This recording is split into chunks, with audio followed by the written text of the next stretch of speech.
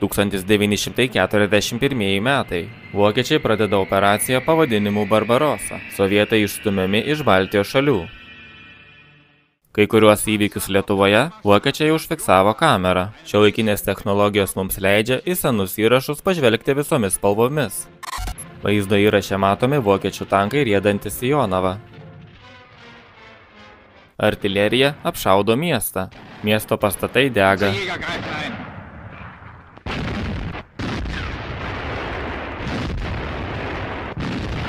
Von Jonava stehen bereits in hellen Flammen.